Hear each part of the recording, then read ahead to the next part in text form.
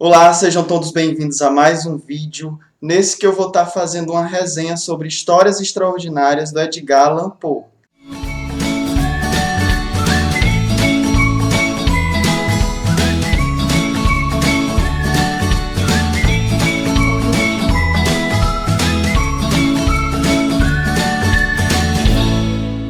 Bem, esse vídeo eu vou precisar dividir em duas partes, porque falar sobre histórias extraordinárias do Edgar Allan Poe é um pouco complicado, uma vez que no Brasil as edições sobre o livro não obedecem a tradução que deveria ser correlacionada com o original. Mas por que essa minha curiosidade com o Poe? Quando eu conheci a minha amiga Joelma e ela leu esse livro aqui, ela disse assim: Glenn, o seu livro parece um pouco com a escrita do Poe. Eu acho um pouco parecido.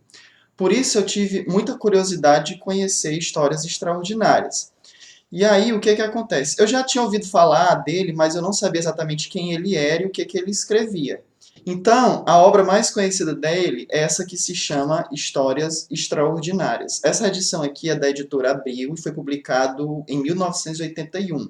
Perfeito, muito. Comprei no sebo, acho que por R$ 5 essa edição, muito legal. Mas aí nós temos o problema. Se você for procurar nas livrarias o livro Histórias Extraordinárias, você vai ver uma diversidade enorme de publicações de editoras diferentes. E o problema em si seria o fato de que nessas edições nós teríamos uma quantidade de contos diferentes. E às vezes os contos presentes nessas edições são diferentes também. Tem edições que têm contos que em outras não vai ter. Então, o Eduardo pesquisou para mim sobre o assunto e ele encontrou 2 artigos falando sobre essa diferenciação que acontece nas publicações das diversas editoras em paralelo com a edição original. Eu acho até que nesse vídeo eu não vou nem conseguir falar muito dessa edição em si do Poe que eu estou lendo da editora Abril. Então é que eu vou fazer em 2 vídeos. E no segundo eu vou estar falando também das minhas impressões sobre esses contos e o Eduardo vai estar também falando junto comigo nesse vídeo, falando das impressões dele sobre esses contos e sobre essa antologia da Edgar Allan Poe.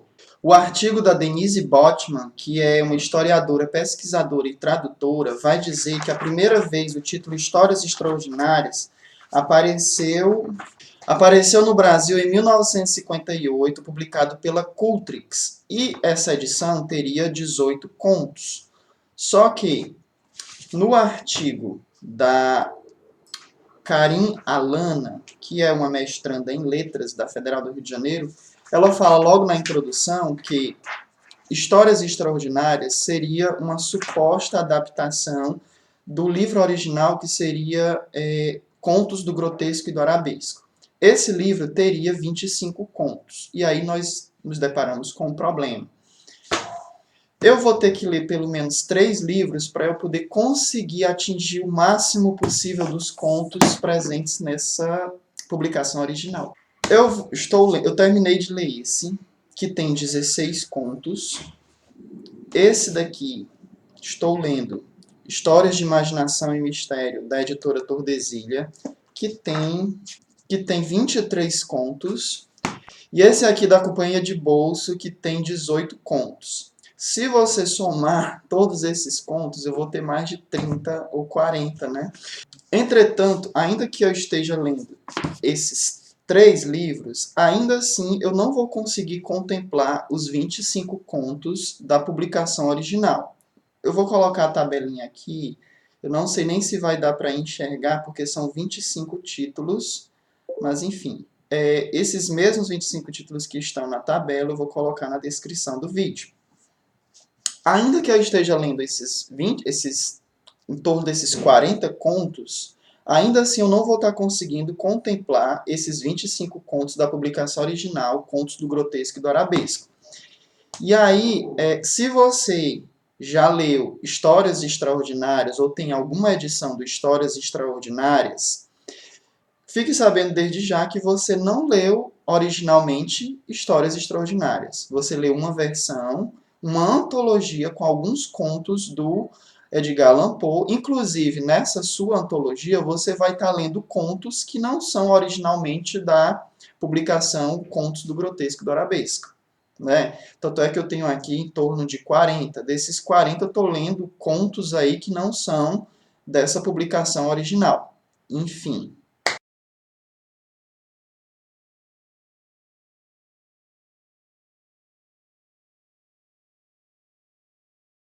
Mas quem é esse moço Edgar Allan Poe?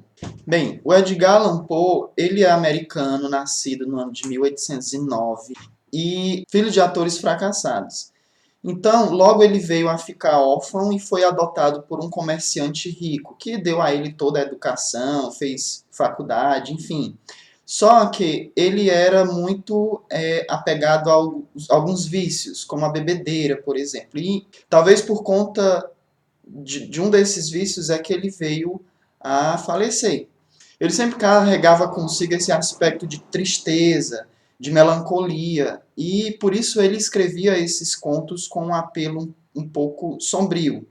Né? Alguns vão dizer que o Poe é um dos grandes representantes da literatura do horror. Entretanto, não é exatamente isso que você percebe quando você vai lendo, conhecendo aos poucos os contos dele, porque trata-se, sobretudo, a partir da minha percepção, de mistério.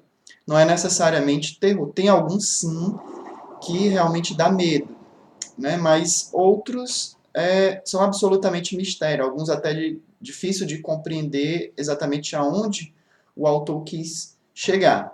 Falando agora sobre essa edição da editora Abril, essa possui 16 contos, e desses 16 eu tenho apenas 8 contos referentes ao original Contos do Grotesco e do Arabesco. Tem um detalhe que eu esqueci de falar.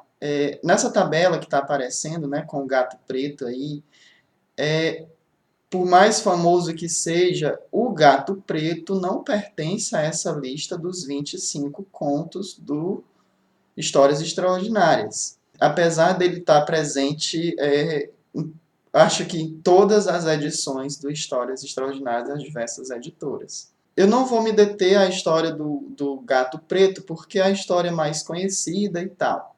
Mas eu vou falar de um conto que me chamou bastante atenção, porque foi um conto que me causou medo. Nessa edição aqui, eu li um conto chamado Os Crimes da Rua Morgue, que em outros livros ele vai ser titulado como Assassinatos na Rua Morgue. Essa história me deu medo porque ela relata um caso acontecido numa rua assim, de subúrbio, meio que um bairro pobre de Paris, no qual pela madrugada ouviu-se gritos medonhos, que despertaram, digamos assim, os moradores da vizinhança. E essas pessoas foram invadir a casa para saber o que estava acontecendo, porque de fato o negócio que estava acontecendo lá era muito, muito estranho.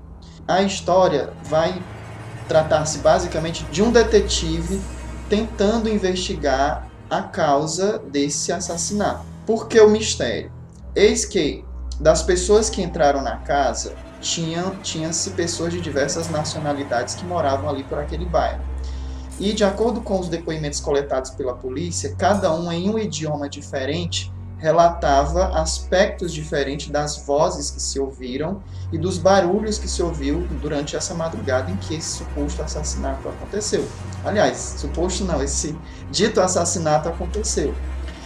Na casa em si morava uma senhora e a sua filha, que foram encontradas mortas de uma forma muito brutal.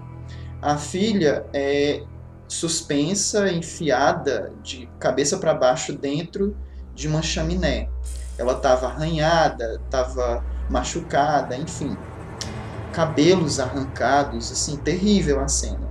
E a mãe foi encontrada aos fundos da casa, com cortes bem mais graves, bem mais profundos, de forma que não foi percebida a profundidade da agressão até o momento em que eles tentam levantar o corpo e aí a cabeça da senhora despenca.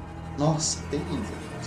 E o fato que deixa assustador a história em si é que à medida que o detetive vai investigando, à medida que ele vai esclarecendo as evidências do crime, você vai tendo cada vez mais a certeza de que o autor não se tratava de um ser humano.